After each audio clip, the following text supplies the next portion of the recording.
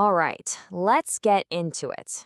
Today, we're not just studying some disorder out of a textbook. No, we are stepping into the role of a master machinist. And our job?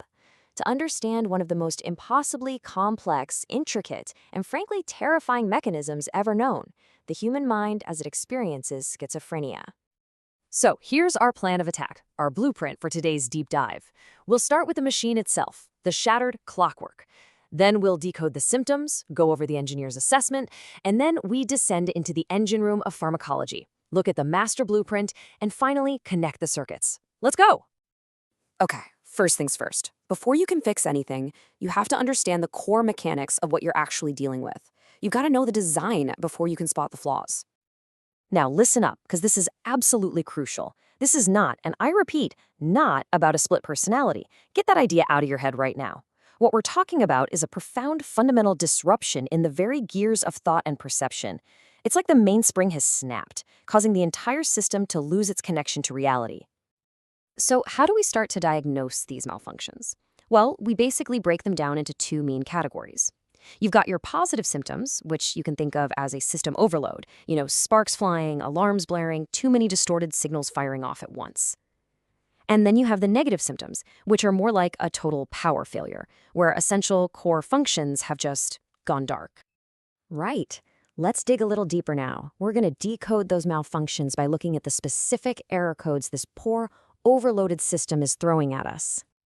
The positive symptoms? Oh, they're the most obvious signs of that system overload. Seriously? Think of them as sparks flying from short-circuiting wires. You've got faulty sensory inputs, hallucinations, and logic circuits that have become dangerously corrupted. Those are your delusions. The whole machine is just running haywire. And here is a perfect, chilling example of a persecutory delusion.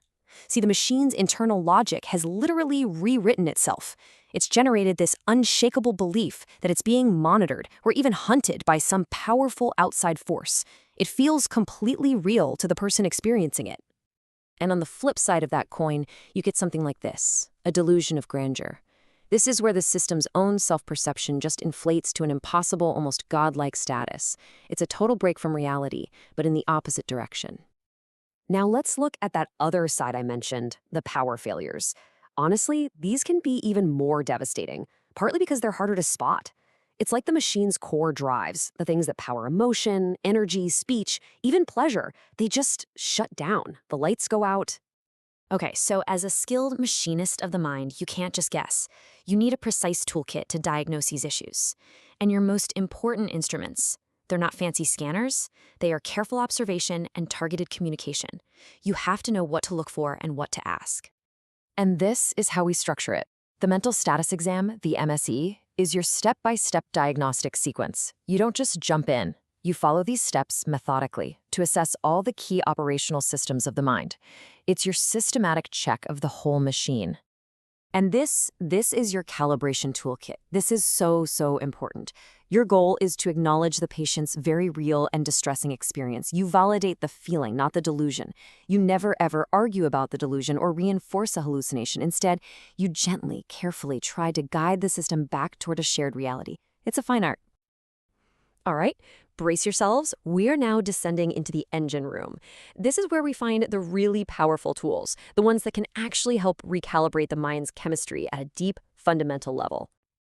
Down here in the engine room, we've got two main classes of tools.